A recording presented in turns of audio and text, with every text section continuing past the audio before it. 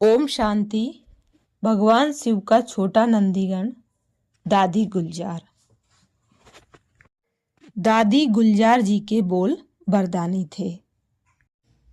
ब्रह्मा कुमारी मोहिनी बहन जो न्यूयॉर्क से हैं, वो अपने अनुभव में कहती हैं, दादी गुलजार जी का आध्यात्मिक नाम हृदय मोहिनी था, जिस नाम में ही उनके गुण प्रत्यक्ष होते हैं कि वह हृदय को मोहने वाली हमारी दादी थी।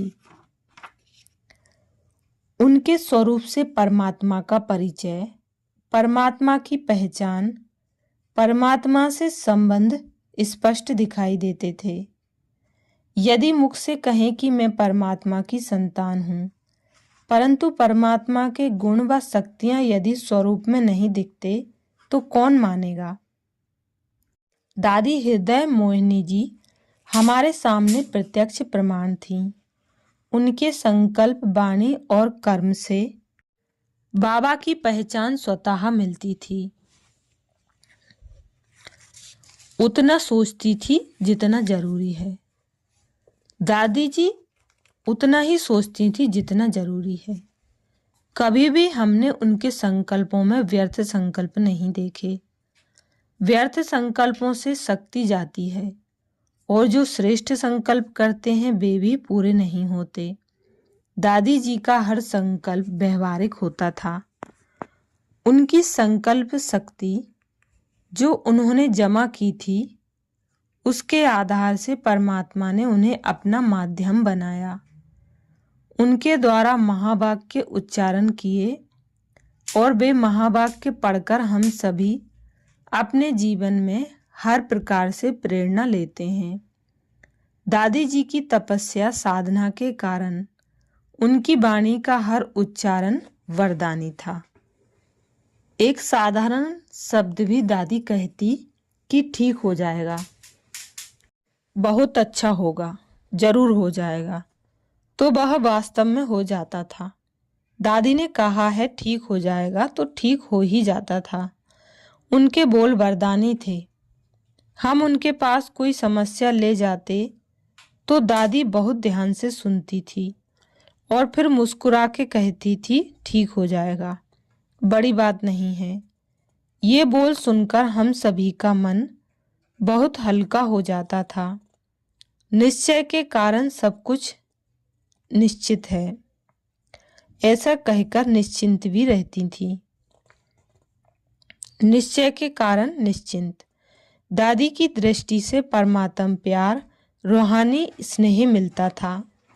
दृष्टि लेते लेते हर एक का मन परमात्मा से जुड़ जाता था।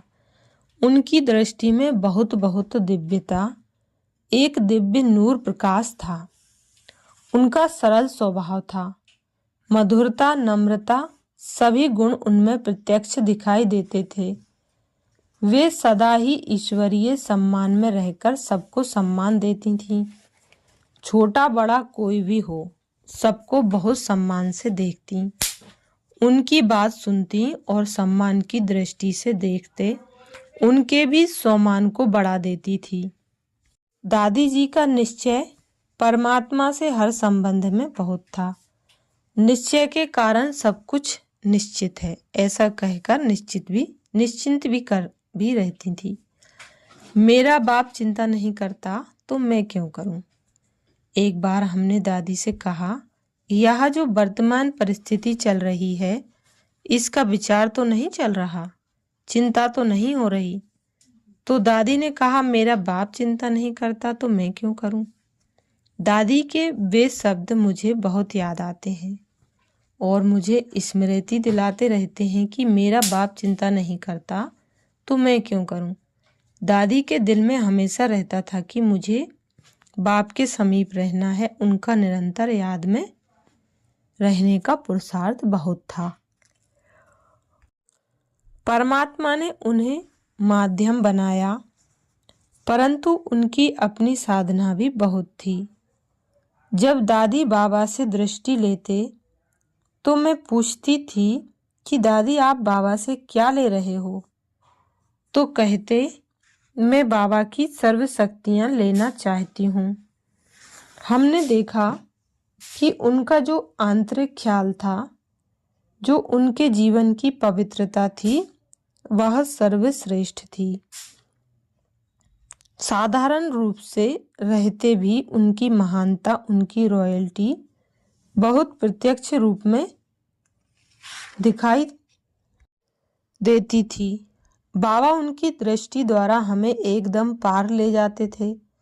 अव्यक्त बाप दादा जब दादी जी द्वारा हमें दृष्टि देते तो हम अशरीरी हो जाते, एकाग्र हो जाते और अव्यक्त स्थिति का अनुभव होता था। चाहे कोई सांसारिक व्यक्ति भी दादी के सामने आता था, उसे भी शांति शक्ति का अनुभव होता था। परमात्मा ने तो उन्हें माध्यम बनाया, परंतु उनका अपना अभ्यास साधना भी बहुत थी।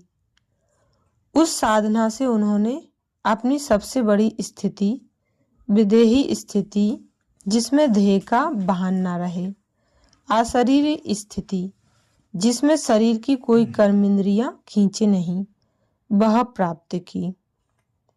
संपन्न संपूर्ण स्थिति प्राप्त की। इसलिए हम सबके जीवन में वह एक उदाहरण, एक आदर्श रहीं। बहुत बहुत प्यारी दादी जी, बहुत बहुत प्यारी दादी जी में जिस तरीके से संपूर्ण समर्पण रहा, हाँ बाबा, जी बाबा सदा कहा। हम सभी भी बाबा को हाँ जी करते हुए बाबा को प्रत्यक्ष करने के लिए बाबा के सभी गुणों को, शक्तियों को अपने स्वरूप में और व्यवहार में जरूर लाएंगे। ऐसा हम सभी दृढ़ संकल्प करते हैं।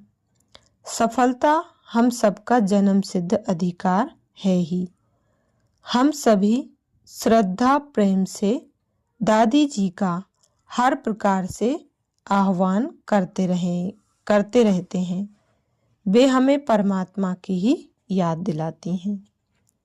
अच्छा, ओम शांति।